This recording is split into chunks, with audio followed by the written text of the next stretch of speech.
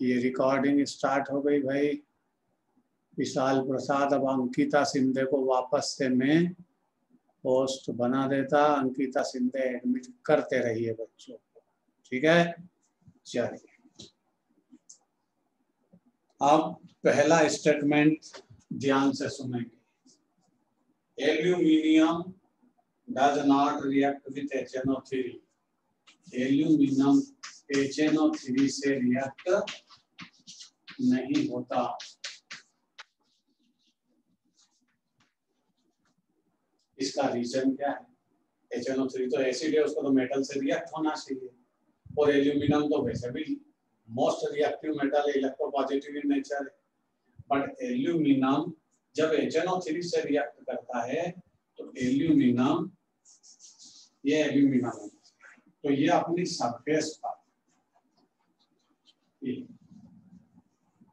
क्या फॉर्मेशन कर लेता है?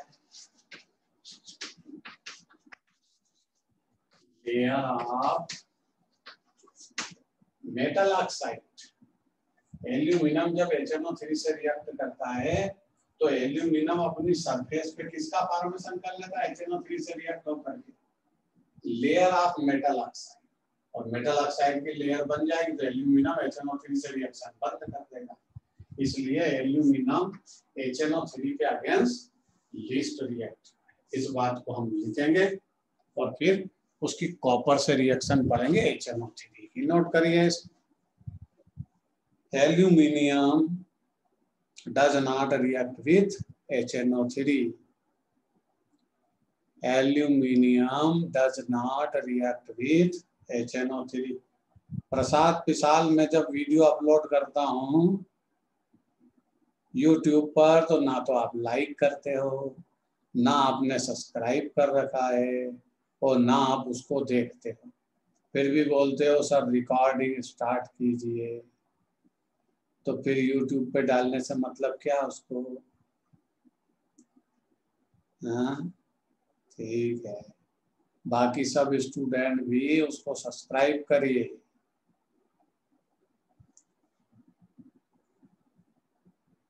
सब्सक्राइब करिए, बाकी स्टूडेंट भी लाइक चाहे मत करिए, सब्सक्राइब करके रखिए। जो भी वीडियो आएगा, और भी बहुत सारे वीडियो, पूरी केमिस्ट्री के वीडियो डले हुए हैं चैनल पर, तो आप दूसरे उसमें भी जाकर के कोई चीज पढ़ सकते हैं, ठीक है। इसलिए सब्सक्राइब करके रखिए चैनल। आज सब्सक्राइबर बढ़ना चाहिए मेरा, जिन्होंने सब्सक्राइब ना कर रखा वो करिए। तो लिखिए aluminium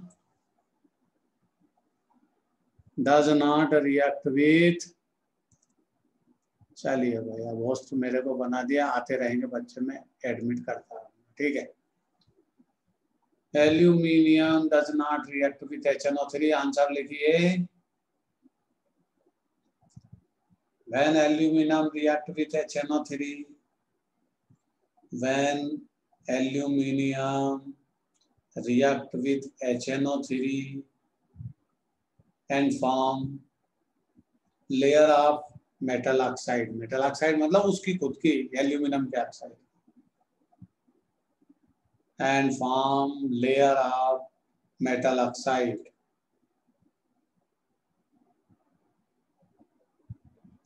So aluminum is least reactive with HNO3. So aluminum least reactive with HNO3। चलिए भाई, सबने लिख लिया होगा, आगे बढ़ते हैं। अब हम HNO3 की रिएक्शन पर आते हैं। HNO3 एसिड है, और अगर वो हमारे हाथों में लग जाता है डायरेक्ट, तो हाथ पीले हो जाते हैं, येलो कलर के। इसलिए उसको डायरेक्ट हम टच नहीं करते, ज्यादा कंसंट्रेट होगा तो ब्लिस्टर बन जाएंगे अपनी स्किन पर, और अगर डाइल्यूट होगा तो हाथ पीले हो जाएंगे। हाथ पीले होने का मतलब आप समझते हो। इसलिए HNO3 को डायरेक्ट स्किन से टच नहीं करते। HNO3 की रिएक्शन है कॉपर से, मैं समझाऊंगा। जब कॉपर से आप इसकी रिएक्शन करते हो तो कंसंट्रेट HNO3 कंडीशन के साथ है, ये पहली कंडीशन है कि कॉपर कंसंट्रेट HNO3 से रिएक्ट होगा तो NO2 गैस को लिबरेट करेगा। रिएक्शन लिख लीजिए, Cu plus 4HNO3 gives CuNO3 whole twice plus NO2 nitrogen dioxide और वाटर।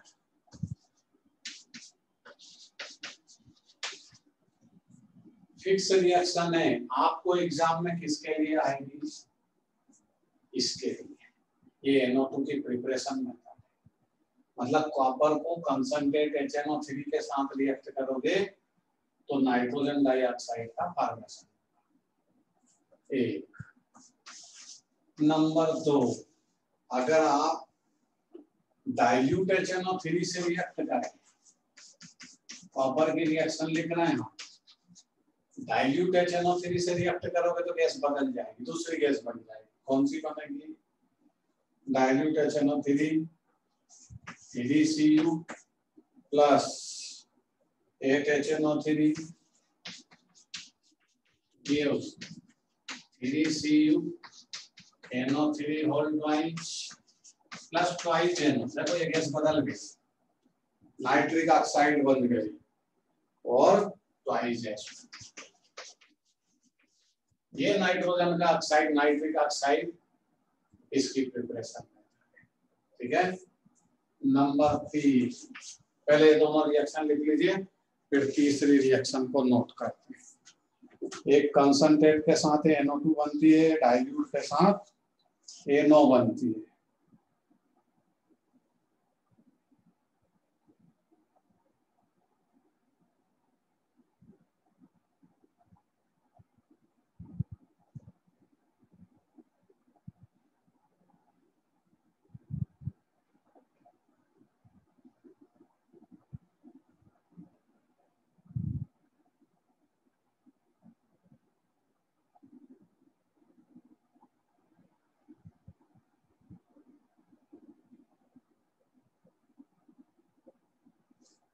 चलिए, इसमें दो ही प्रॉपर्टी बहुत है, ज्यादा याद भी नहीं होगी, लिखने की आवश्यकता नहीं। चलिए, नोट कर लिया बोर्ड पर से ही।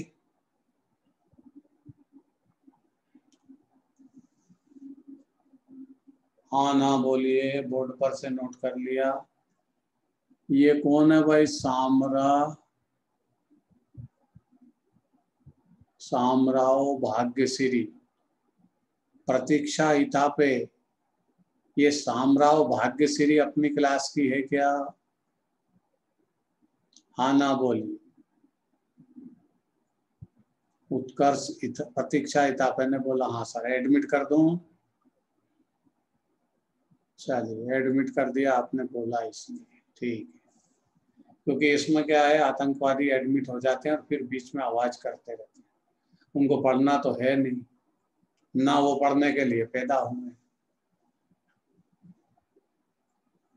चलिए, अगला क्वेश्चन, मतलब अगला, ये दो प्रॉपर्टी हो गई HNO3 की, कॉपर से रिएक्शन। अब अगली स्टेप लिखिए, पैराग्राफ चेंज करके लिखना। नोबल मेटल्स, कुछ मेटल्स का नाम नोबल मेटल है। नोबल गैस जैसे होती, नोबल गैस मतलब इनर्ट गैस जो लीस्ट रिएक्टिव, ऐसे ही कुछ मेटल नोबल मेटल होती है, मतलब वो लीस्ट रिएक्टिव होती है। बोलिए, Nobel metal like gold, platinum, iridium do not react with HNO3, do not, ये तो सब रिएक्टिव मेटल है इसलिए रिएक्ट हो जाती है। कौन कौन सी मेटल नोबल मेटल है? Nobel metal on Au, platinum and iridium, ये नोबल मेटल है। ये लीस्ट रिएक्टिव मेटल, मतलब सीधी सी बात, ये HNO3 से रिएक्ट नहीं होती।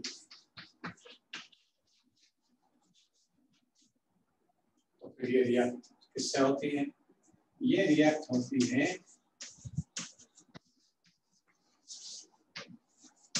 एक्वा रीजिया से। और एक्वा रीजिया क्या होता है? एक्वा रीजिया एक सॉल्यूशन किस चीज का? HCl plus HNO3। 3 पार्ट उसमें HCl होता है, 1 पार्ट उसमें HNO3 होता है। इन दोनों का मिक्सचर बनाते हैं, इन दोनों का सॉल्यूशन बनाते हैं, तब ये मेटल इनसे रिएक्ट होगी, क्योंकि ये तीनों मेटल नोबल मेटल के नाम से फेमस है, लीस्ट रिएक्टिव मेटल है। तो पूरा सेंटेंस स्टेटमेंट लिखिए, noble metals like gold, platinum and iridium do not react with HNO3. Do not react with HNO3. These metal dissolve in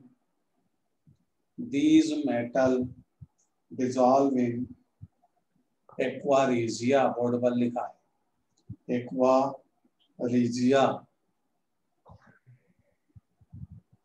आगे लिखिए, aqua regia is the mixture of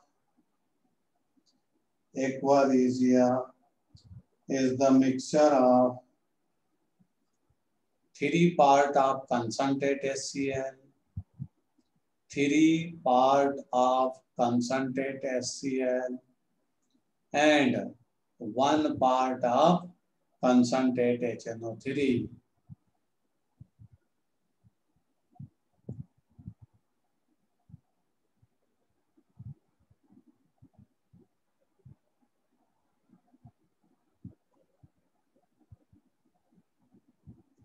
चलिए इसकी reaction लिखेंगे।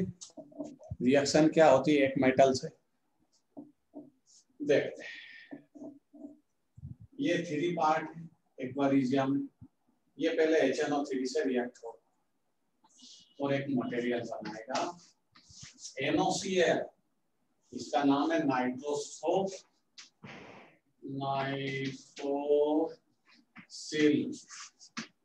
Chloride. ये नाम है इसका। NOCl का नाम क्या है? नाइट्रोसिल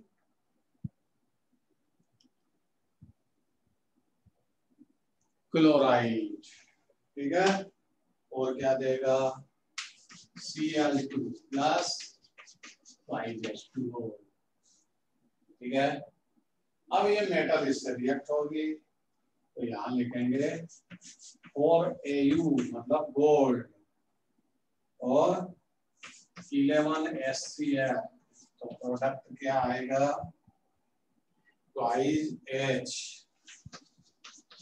AuCl 4 plus 6H2O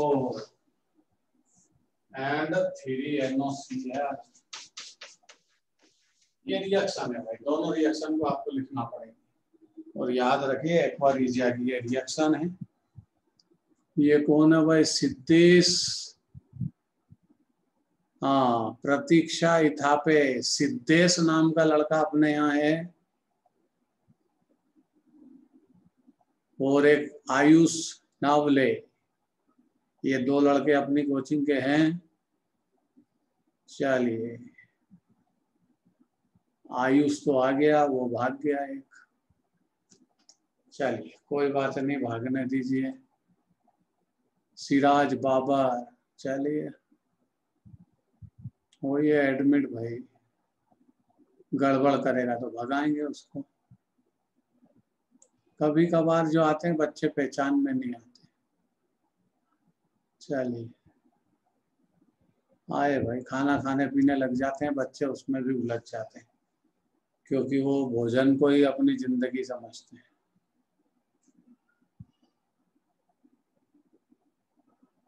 चलिए नोट करिए बोर्ड पर से।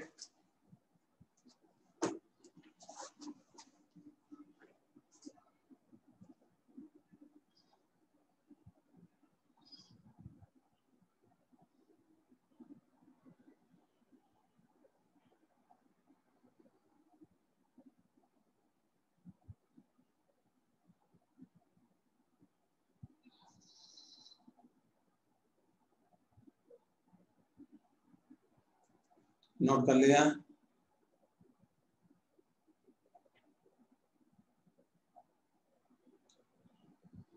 चलिए भाई, नोट किया होगा। अब आगे बढ़ते हैं। Brown ring test, brown ring test heading लिखिए। ये भी एक इम्पोर्टेंट पार्ट है इस HNO3 का।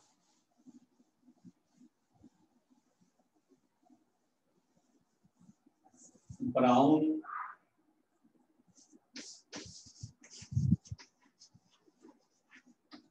रिंग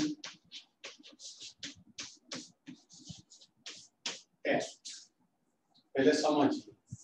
ब्राउन रिंग टेस्ट मतलब ब्राउन कलर के रिंग का फॉर्मेशन होगा test tube, glass test tube के अंदर। ऐसे ये ग्लास टेस्ट ट्यूब है,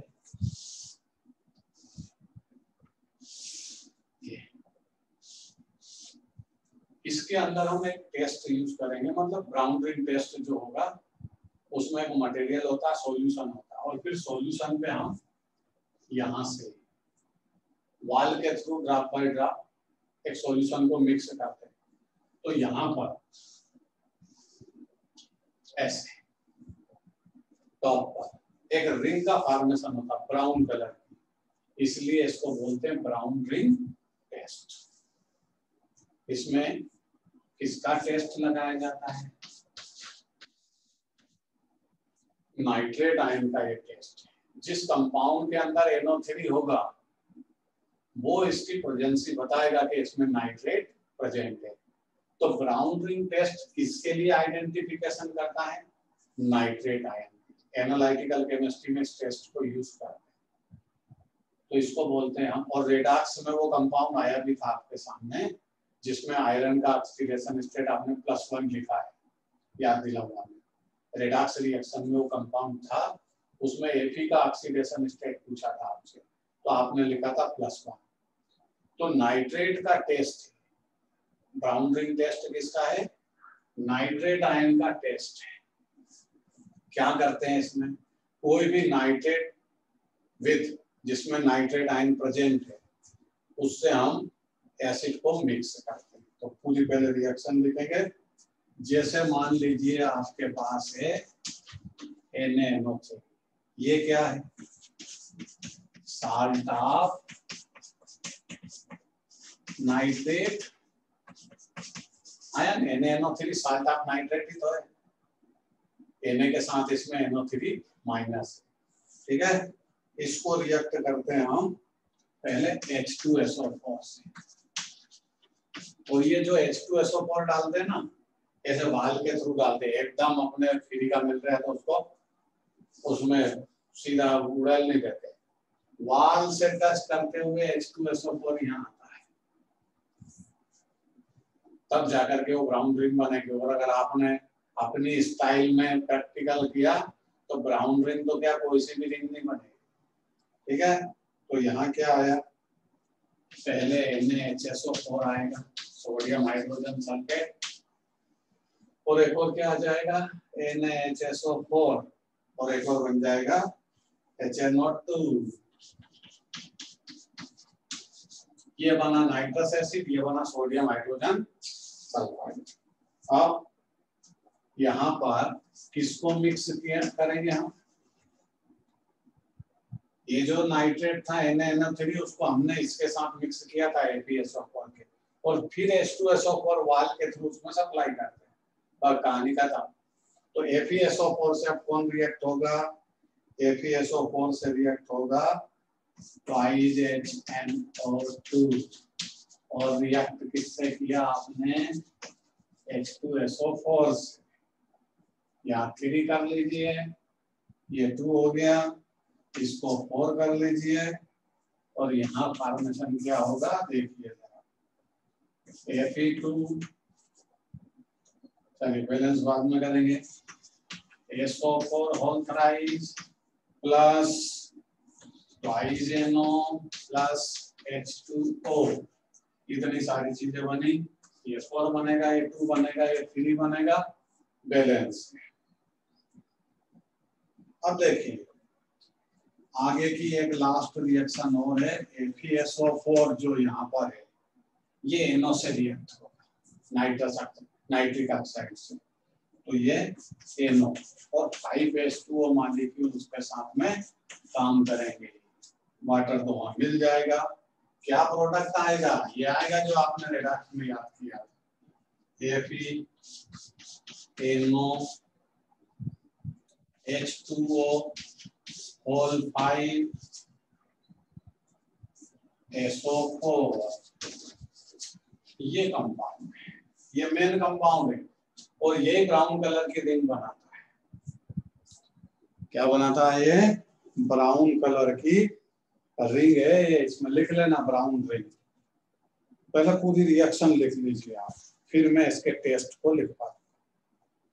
पहले बोर्ड पर जो चीजें लिखी उनको नोट करिए, फिर नोटबुक में, फिर मैं स्टेटमेंट लिखूँ ताकि आपको सारी चीज क्लियर समझ में आ जाए इसमें क्या होता है।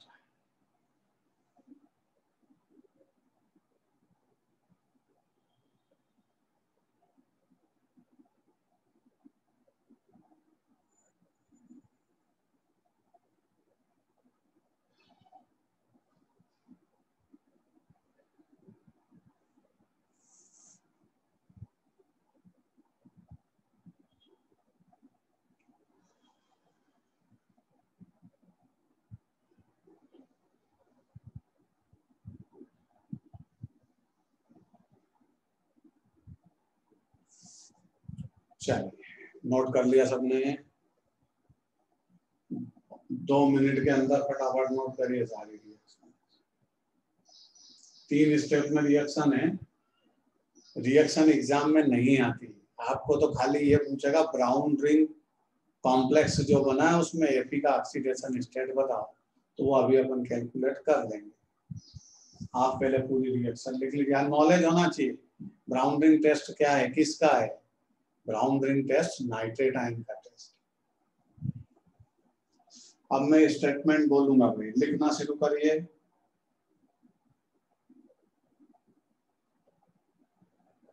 Brown ring test is the test of nitrate ion. Brown ring test is the test of nitrate ion.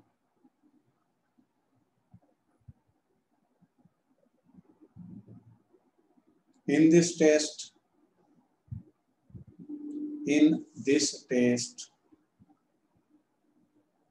equal volume of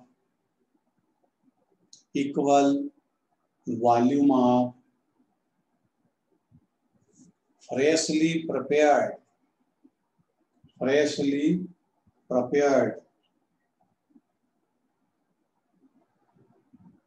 saturated solution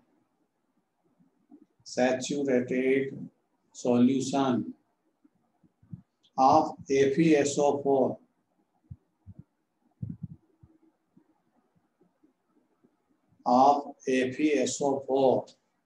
is added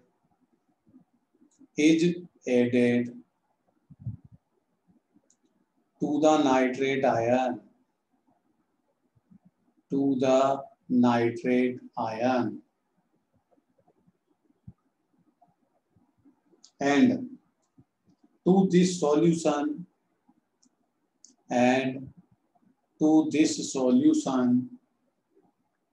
concentrate H2SO4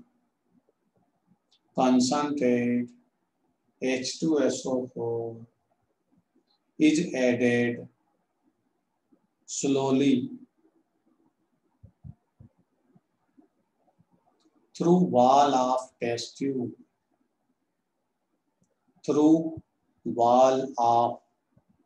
tube.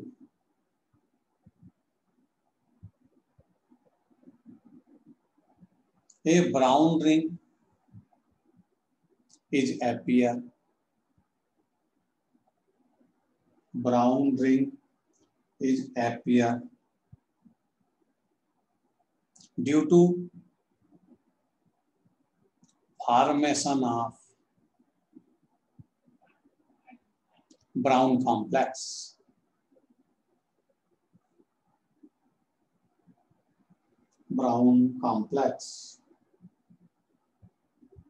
ठीक है?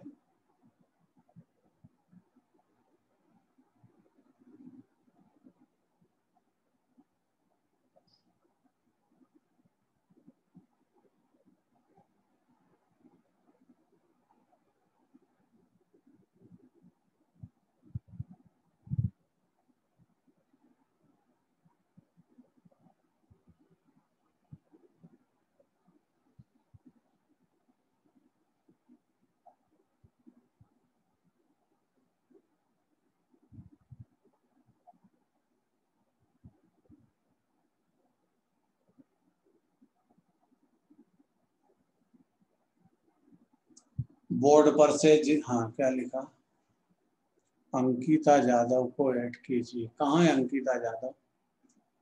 चलिए देखते हैं। हाँ भाई, आयुष अंकिता यादव, ये ऊपर से दिखना ही गायब हो गया जैसा। चलिए अंकिता यादव आ गई।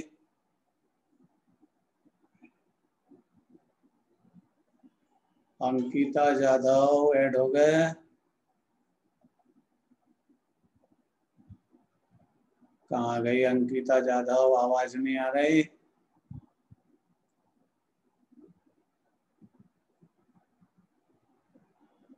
हाँ सर को धन्यवाद दीजिए, ऐड कर दिया आपको। चलिए बोर्ड पर से जिन लोगों ने ना लिखा है उनको वो लिख लीजिए।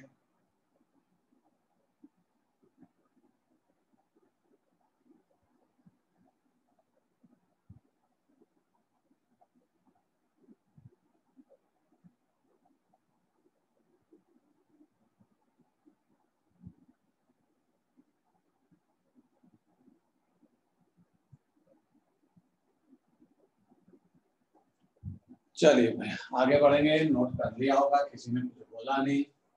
अब देखिए हम इस कंपाउंड को बोर्ड पर वापस डिजाइन करेंगे, बाकी सब चीजें मिटाएंगे। ये ब्राउन रिंग टेस्ट था, नाइट्रेट आयन। अब हम इसकी बात करेंगे कंपाउंड, जो ब्राउन रिंग कॉम्प्लेक्स, ये Fe, NO, H2O, whole 5 outside SO, इस तरह का कंपाउंड। इस कंपाउंड में ये पूछा जाता है कि Fe का ऑक्सीडेशन स्टेट बताइए। तो आपको कैलकुलेट, अगर डायरेक्ट क्वेश्चन आता है कि आपको Fe का ऑक्सीडेशन स्टेट बताओ, तो आप सीधा लिख देना +1 इसका ऑक्सीडेशन स्टेट है। भाई ये होस्ट किसी और को बनाना पड़ेगा, क्योंकि मेरे को बार बार परेशान करते हैं। सुनिए अंकिता सिंधे फ्री है अभी। कौन है अंकिता सिंधे? देखिए भाई मैंने किसको होस्ट बनाया है। प्राची निगम को होस्ट बना दिया। आप बच्चों को ऐड करते रहिए, बार बार आते हैं बार बार जाते हैं, मेरे को पढ़ाने की सीक्वेंस फिर टूटती है। तो Fe का ऑक्सीडेशन स्टेट क्या लिखना है? डायरेक्ट +1। अब आप बोलोगे सर कैसे +1? तो मैं कैलकुलेट करके बता रहा हूं। सल्फेट पर 2 नेगेटिव चार्ज होता है, ये दुनिया जानती है और आप भी जानते हैं। NO पे एक +1 चार्ज होता है, ये आपको जानना पड़ेगा। और वाटर न्यूट्रल होता है, मतलब इस पर किसी भी टाइप का कोई चार्ज नहीं है, ये आपको सीखना पड़ेगा। क्लियर? सारी चीजें, 3 चीजें होंगी। हाँ बोलिए, बोलिए किसको प्रॉब्लम? स्पीकर ऑन करके बोलिए किसी को प्रॉब्लम है। नहीं? चलिए, तो सल्फेट क्या है? 2 नेगेटिव चार्ज लिए हुए होता है। सल्फेट नेगेटिव आयन -2, जैसा आपको बोला आप जानते हैं। H2O वाटर न्यूट्रल होता है, उस पे ना पॉजिटिव चार्ज होता है कभी ना नेगेटिव। चार्ज के रेस्पेक्ट में वो बैलेंस है, जितने प्रोटॉन उतने इलेक्ट्रॉन। और वाटर में जाके देखोगे ना आप, तो ऑक्सीजन के पास 8 इलेक्ट्रॉन होते हैं, हाइड्रोजन के पास 2, 10। टोटल इसमें 10 इलेक्ट्रॉन है और 10 ही प्रोटॉन। NO के पास प्लस चार्ज होता है, ये सिंगल पॉजिटिव। और हम क्या रूल लगाते हैं ऑक्सीडेशन स्टेट को कैलकुलेट करने का? ये वाला रिडक्स में पढ़ चुके हो आप प्रेम से। क्या पढ़े हो आप प्रेम से रिडक्स में? कि किसी भी कंपाउंड के सभी एलिमेंट का ऑक्सीडेशन स्टेट का सम 0 होता है। इस रूल से हम Fe का ऑक्सीडेशन स्टेट पता करेंगे। Fe का ऑक्सीडेशन स्टेट X कंसीडर करें क्योंकि वो अकेला है, मतलब 1x, प्लस NO का ऑक्सीडेशन, NO अकेला है और उसका खुद का ऑक्सीडेशन स्टेट +1, मतलब सारी कहानी उसकी +1 हो जाएगी। आगे चलते हैं। वाटर के नंबर कितने हैं? 5, बट ये तो न्यूट्रल है ना, तो न्यूट्रल का ऑक्सीडेशन स्टेट 0 होगा। मतलब 5 × 0 मतलब 0। आगे बढ़ते हैं, प्लस ये आ गया सल्फेट। सल्फेट अकेला है बट 2 नेगेटिव चार्ज, तो 1 × -2 = 0। हिसाब किताब हो चुका है। इसको तो हम 0 कर देंगे, ये तो हमारे काम का ही नहीं। न्यूट्रल लिगेंड, न्यूट्रल जो होते हैं वो ऑक्सीडेशन स्टेट को शो नहीं करते, ना तो वो इलेक्ट्रॉन गेन करते हैं ना किसी को देते हैं। चलिए ये बचा x + 1 और ये क्या हो गया -2 = 0। तो x = क्या हो जाएगा, ये 2 उधर गया, माइनस का तो प्लस हो गया, ये प्लस का उधर गया तो माइनस हो गया, तो x = +1। नोट करिए भाई, ये इसकी कहानी है। इसका ऑक्सीडेशन स्टेट +1 है।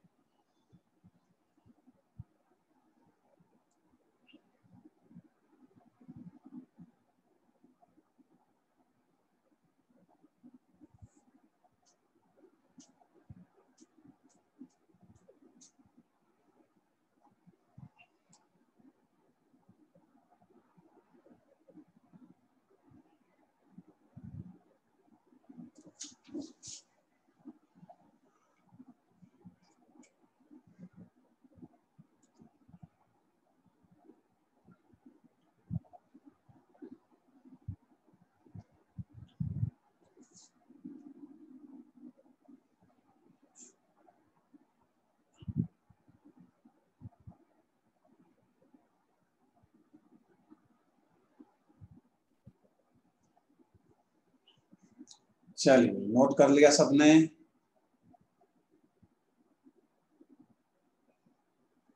आगे बढ़ते हैं, कर लिया होगा नोट, सिंपल सी बात है। अब अगली स्टोरी और सुन लेते हैं, इसकी थोड़ी सी और अच्छी है। अब जब हम 12th में जाएंगे, बस थोड़े ही दिन और हम 12th का सिलेबस की स्टडी करेंगे। ये कोऑर्डिनेशन कंपाउंड है, कॉम्प्लेक्स साल्ट बोलते हैं, और इसमें इस आयरन के पास कितने इलेक्ट्रॉन अनपेयर्ड है उसके बेस पे इसका नेचर होता है डाइमैग्नेटिक। अगर इलेक्ट्रॉन ऑर्बिटल में डबल है, डबल मींस पेयर्ड है, तो वो नेचर में डाइमैग्नेटिक होता है। और किसी के पास इलेक्ट्रॉन अगर अनपेयर्ड है ऑर्बिटल में, तो वो नेचर में कैसा होता है, पैरामैग्नेटिक। ये याद रखिए, ठीक है। फिर से समझाता मैं आपको, जिस किसी एलिमेंट के पास लास्ट में इलेक्ट्रॉन डबल हो, डबल मतलब पेयर्ड हो, तो वो नेचर में डाइमैग्नेटिक कैसा होता है, डाइमैग्नेटिक। डाइमैग्नेटिक क्या होता है, ये मैग्नेट, इसके सामने आप किसी मटेरियल को लेकर जो डाइमैग्नेटिक, तो वो स्लाइटली रिपेल हो मैग्नेटिक प्लेट, उसको बोलते हैं डाइमैग्नेटिक। और डाइमैग्नेटिक में पेयर्ड इलेक्ट्रॉन। दूसरा होगा पैरामैग्नेटिक, जिसमें अनपेयर्ड इलेक्ट्रॉन होगा, वो स्लाइटली मैग्नेटिक फील्ड के साइड अट्रैक्ट हो, उसको बोलते हैं पैरामैग्नेटिक, ठीक है। अब ये नेचर में पैरामैग्नेटिक है, ये नेचर में कैसा है, पैरामैग्नेटिक। और इसके पास अनपेयर्ड इलेक्ट्रॉन कितने हैं,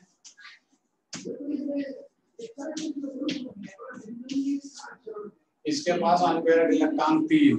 कितने हैं, 3।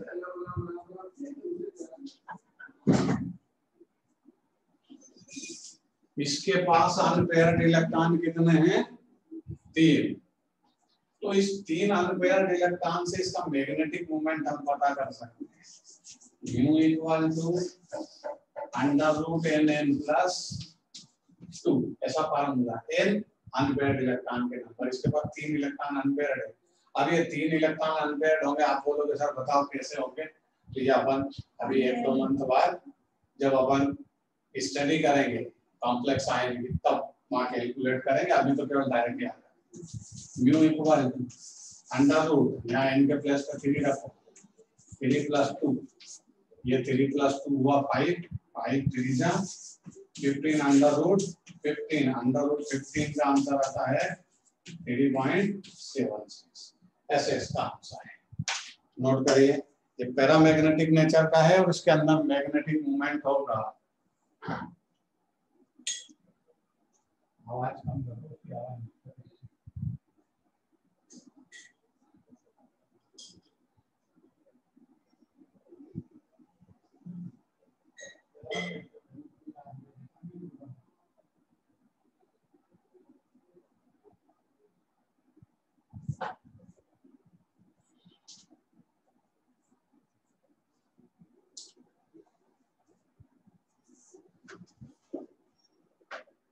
चलिए, ये कहानी खत्म हुई नाइट्रोजन फैमिली की।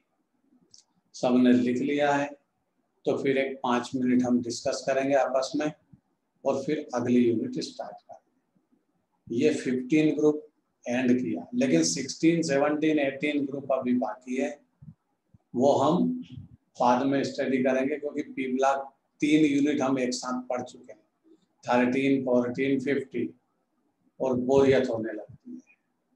तो इस बोरियत को कम करने के लिए हम स्टडी पैकेज के कुछ क्वेश्चन आज सॉल्व करते हैं और अगले टर्म पर मैं स्टडी पैकेज का होमवर्क दूंगा, आज ही दूंगा। वो सारे क्वेश्चन आंसर आप सॉल्व करके लाएंगे। आज तो कोई होमवर्क नहीं है आपके पास, होमवर्क दूंगा, उतने क्वेश्चन आप सॉल्व करके लाएंगे, उन्हीं के हम डाउट सॉल्व करेंगे।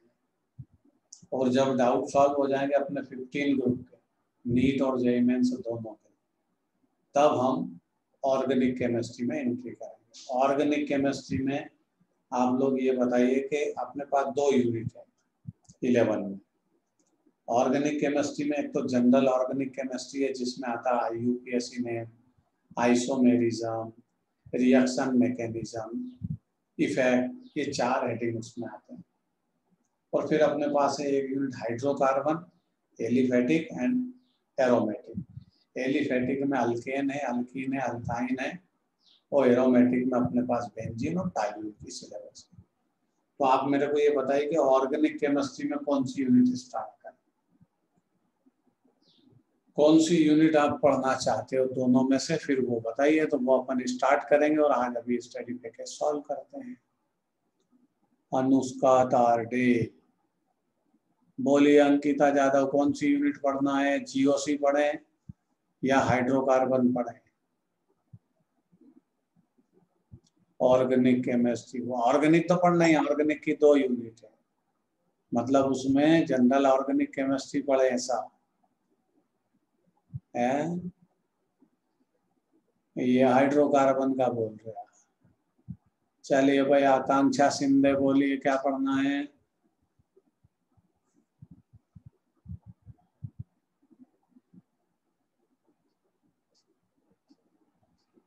आकांक्षा सिंधे कुछ नहीं बोली। You are the host now, उसने तो मेरे को गुस्से में खुद ही होस्ट बना दिया और बोल दिया कि ये 2 अनुराग और रुचिता इथापे ये तो कभी आते हैं। चलिए इनको ऐड कर लेते हैं।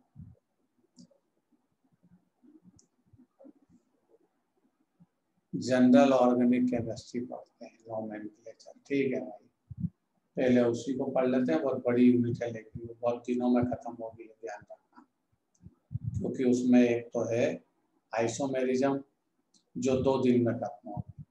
आइसोमेरिज्म के बाद आईयूपीएससी में जो 3 दिन तक चलते हैं, लगभग 3-4 दिन तक। फिर आते हैं उसमें रिएक्शन मैकेनिज्म जो 3-4 दिन चलते हैं, मतलब 15 से 20 दिन का सिलेबस है टोटल। 15 से 20 लेक्चर होते हैं तब जा करके पूरा होता है।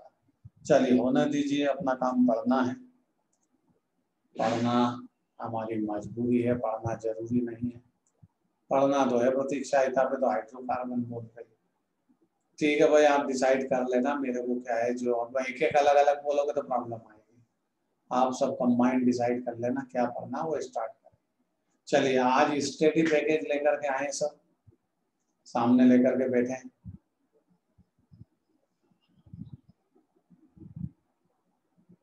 आपके पास 15 ग्रुप का स्टडी पैकेज है या नहीं, पहले तो ये बोलो।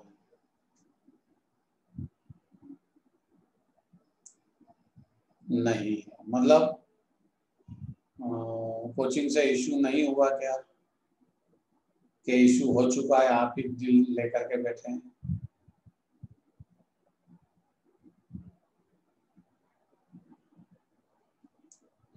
प्रसाद के पास नहीं, प्रतीक्षा आपके पास? अच्छा ये बताइए कि स्टडी पैकेज मैंने बोला था हमारे पास 15 का स्टडी पैकेज नहीं है। चलिए नहीं है तो फिर उसको सॉल्व करने से कोई मतलब नहीं, ठीक है। जब आपको अब स्टडी पैकेज आपके सामने होना चाहिए, मेरे पास तो है, लेकिन मैं अगर सॉल्व करूंगा तो मेरे क्या फायदा होगा? आपके पास क्वेश्चन होना चाहिए, फिर उस क्वेश्चन को समझने के लिए दिमाग होना चाहिए, तब मैं समझा पाऊंगा।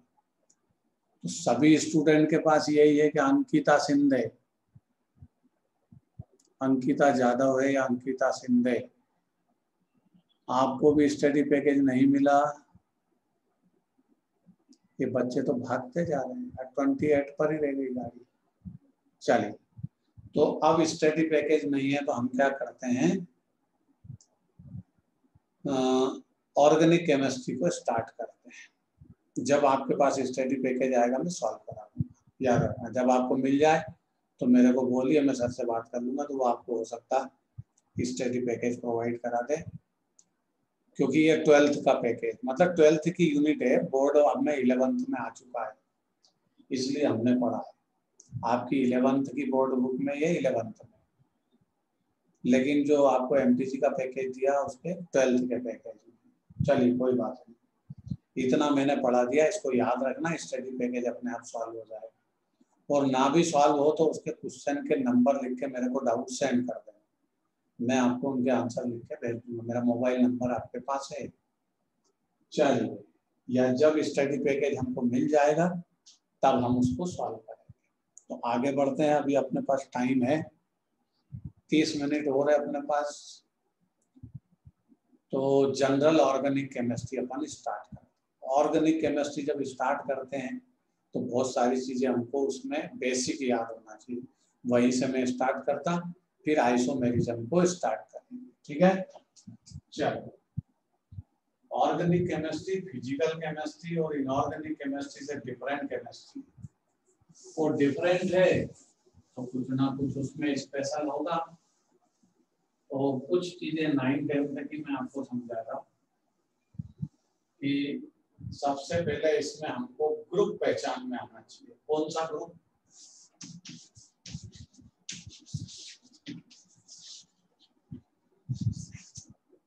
अल्काइल ग्रुप की हमको पहचान होना चाहिए, तभी हम आइसोमेरिज्म पढ़ सकते हैं। तो मैं अल्काइल ग्रुप की आपको पहचान करना। एक आपने दुनिया में सुना होगा,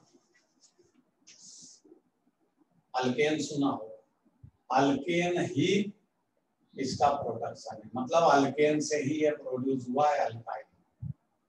अब अल्केन जैसा आप जानते हो, इस अल्केन का सफिक्स क्या है? अरे अल्केन का सफिक्स तो एन है ना, और एल्क का मतलब तो वर्ड रूट है। अल्केन का जनरल फार्मूला क्या होता है? CnH2n+2, 10th में आप पढ़े हो। अल्केन हाइड्रोकार्बन होता है, अल्केन का जनरल फार्मूला क्या होता है? CnH2n+2, और इसका फर्स्ट मेंबर क्या होता है? n के प्लस पे 1 रखो तो कार्बन 1, और हाइड्रोजन कितने हो जाएंगे? यहाँ 1 रखो तो 1 मल्टीप्लाई बाय 2 + 2 = 4। ये इसका फर्स्ट मेंबर है, और नाम भी आपको आता है इसका। वर्ड रूट में इसको क्या बोलते हैं? मैथ वर्ड रूट है एक कार्बन का, एक कार्बन जहां दिखे उसको मैथ बोलोगे आप, बट उसका सफिक्स क्या है? n, तो इसका नाम क्या बन जाता है? n, methane. ठीक है भाई, आगे बढ़ते हैं। पहला मेंबर मीथेन, तो दूसरा मेंबर क्या है? C2H6, 2 कार्बन का वर्ड रूट F, और इसका वर्ड रूट, तो ये तो अल्केन का मेंबर है क्योंकि इस जनरल फार्मूले में आया, इसलिए इसका नाम इथेन। तीसरा C3H8, क्या नाम बनेगा इसका? प्रोपेन। C4H10, C5H12, C6H14। देखो इसका नाम क्या बनेगा? ब्यूटेन। इसका नाम पेंटेन और इसका नाम हेक्सेन। Hexane hexane hexane. चलिए ठीक है, इतना तो आपको समझ में आ गया कि एक कार्बन की अल्केन, मीथेन, 2 की ethane, 3 propane, 4 butane, 5 pentane, 6 hexane. ऐसे अब मैं तो अल्काइल ग्रुप समझाने आया था कि ये ग्रुप क्या होते हैं, इन्हीं पे आइसोमेरिज्म डिपेंड है, इन्हीं से आइसोमेरिज्म समझ में आया। अब ये अल्केन, अल्केन से बना अल्काइल, तो आधा तो कॉमन है ना, ALK, बस उसमें सफिक्स चेंज हो गया, इसका सफिक्स एन था, उसका सफिक्स इल है।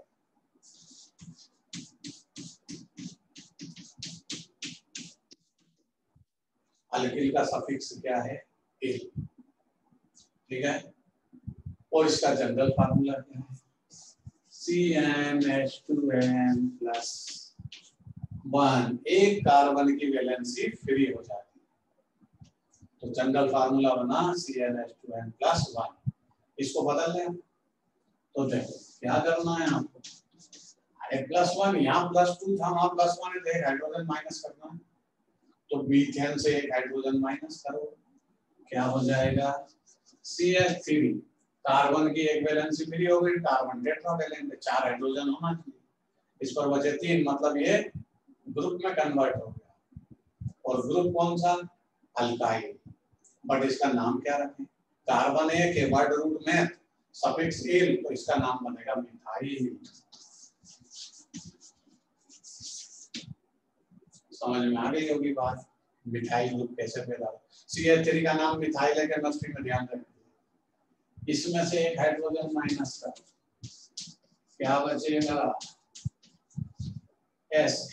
इस कार्बन की एक वैलेंसी फ्री हो, 2 कार्बन का वर्ड रूट है, सफिक्स इल, इसलिए इसका नाम बनेगा इथाइल। CH3 CH2 को इथाइल बोलते हैं।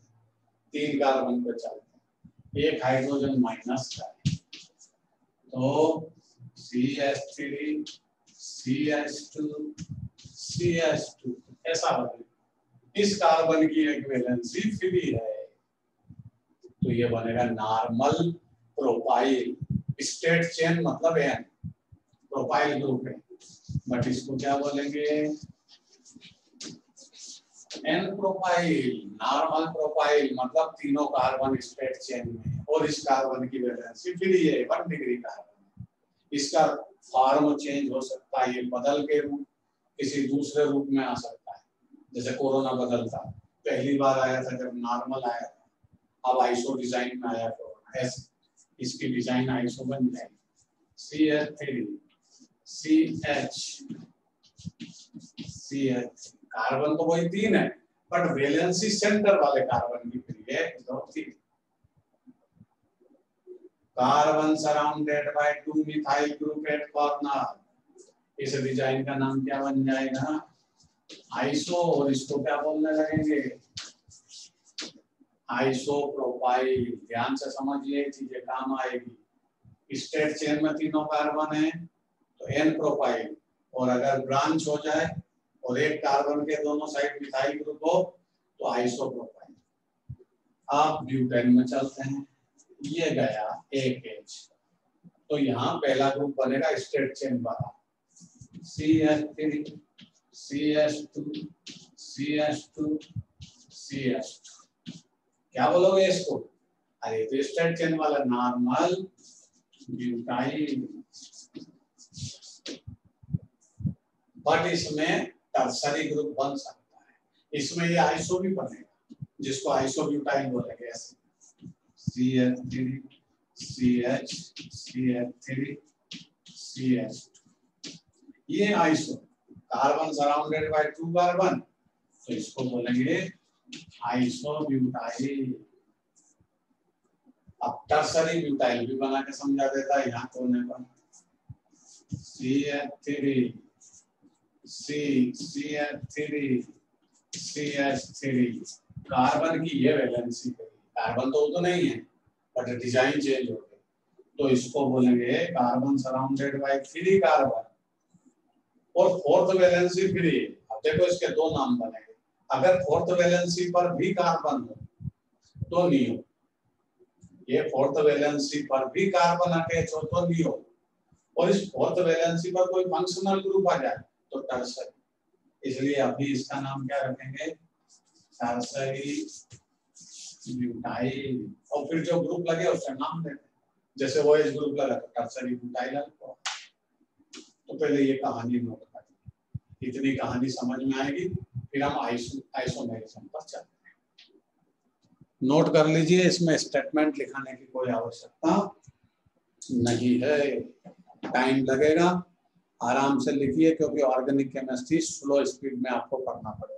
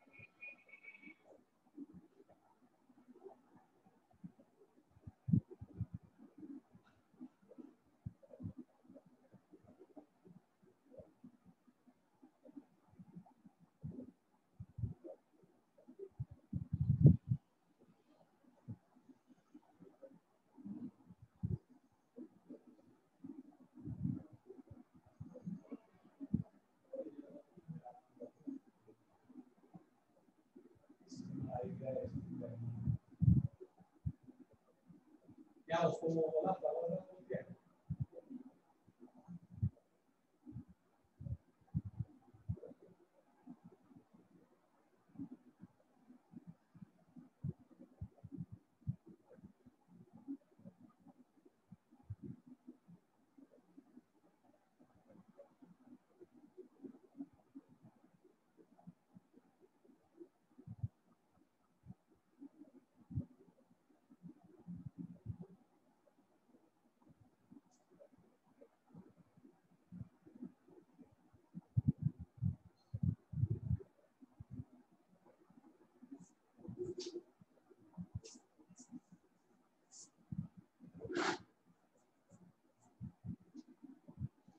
चलिए भाई, नोट कर लिया क्या? हाँ ना लिखिए जरा, सभी ने नोट कर लिया?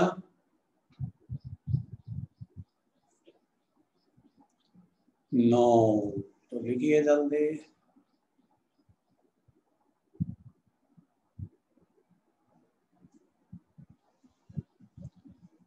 श्रेया जाधव ने लिख लिया,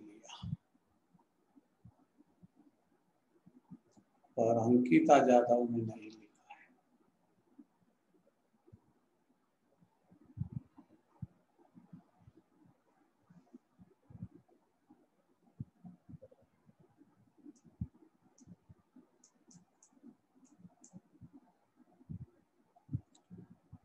उत्कर्ष नोट किया।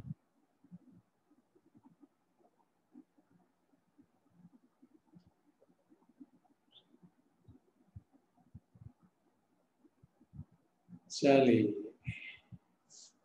अंकिता बोलिए, प्राची निगम ने नोट किया।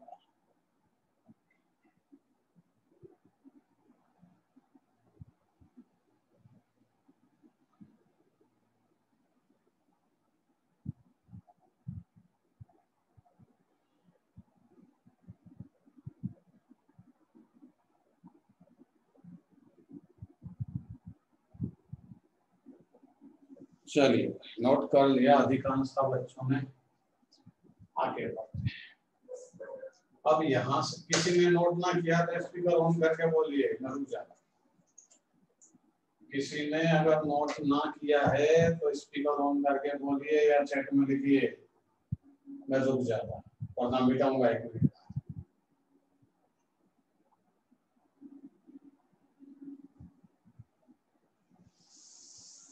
चलिए, अब स्टडी करते हैं यहाँ से आइसोमेरिज्म की। अल्काइल ग्रुप को पहचानना सीखते हैं।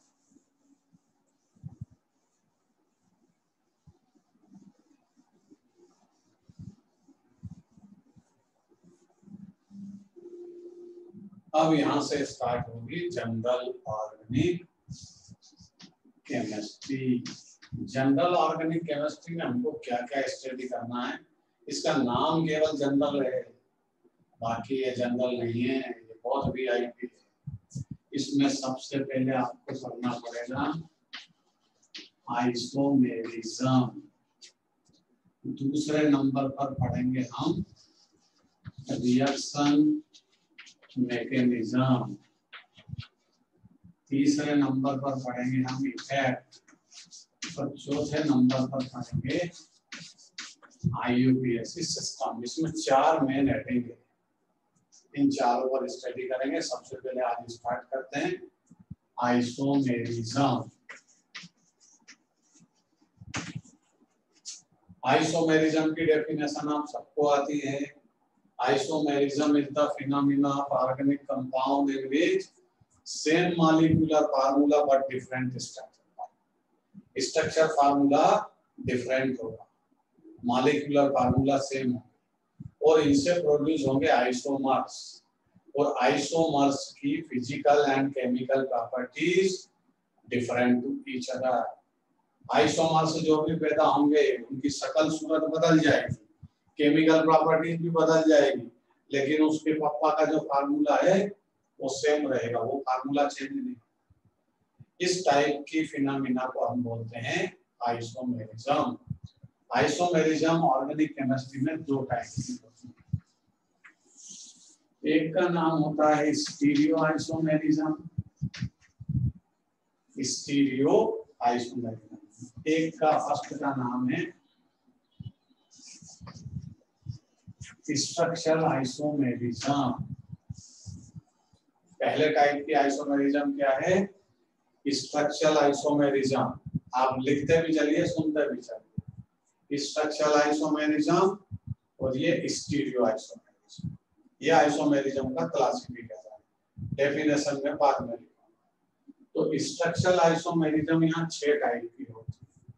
पहली चेन आइसोमेरिज्म, नंबर 2 प्लेस और पोजीशन आइसोमेरिज्म, थर्ड नंबर पे होती है फंक्शनल आइसोमेरिज्म, चौथे नंबर पर होती है मेटामेरिज्म, 5वें नंबर पर होती है टॉटोमेरिज्म और 6ठे नंबर पे होती है ring chain isomerism. Ring chain isomerism 6 type की स्ट्रक्चरल आइसोमेरिज्म। उधर स्टीरियो आइसोमेरिज्म में जाओगे तो वो 2 टाइप की होती है। एक का नाम होता है कन्फर्मेशनल, कन्फर्मेशनल आइसोमेरिज्म, वो खुद एक ही टाइप की होती है। और दूसरे टाइप की होती है इसमें कॉन्फिगरेशनल, कॉन्फिगरेशनल आइसोमेरिज्म। और कॉन्फिगरेशनल आइसोमेरिज्म 2 टाइप की। एक का नाम होता है ज्योमेट्रिकल आइसोमेरिज्म और दूसरी का नाम होता है ऑप्टिकली आइसोमेरिज्म। देखिए ये क्लासिफिकेशन मैंने बोर्ड पर नोट किया है। सबसे पहले आपको ये क्लासिफिकेशन नोट करना है। पहले मैं डेफिनेशन बोलूंगा, फिर ये क्लासिफिकेशन को डिजाइन करिए। जिन्होंने क्लासिफिकेशन डिजाइन किया है वो अलग से डेफिनेशन को नोट करिए। लिखिए, isomerism is the phenomena of compound. Isomerism is the phenomena of compound in which same molecular formula,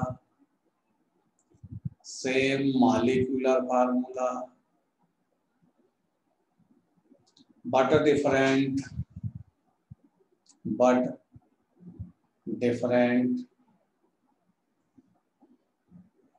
structural formula,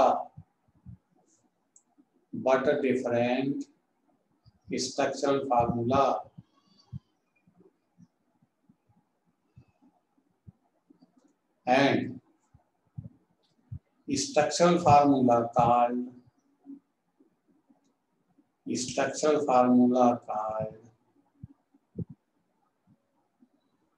isomers to each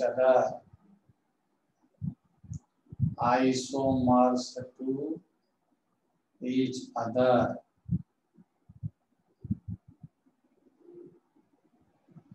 And the physical and chemical properties of isomers. And the physical and chemical properties of isomers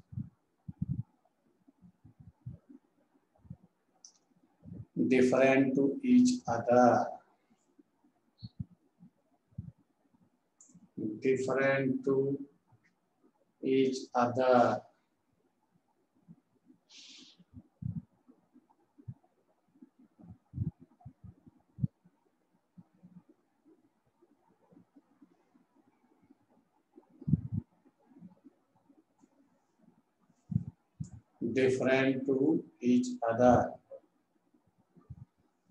classification board पर से note कर लीजिए। Classification board पर से note कर लीजिए।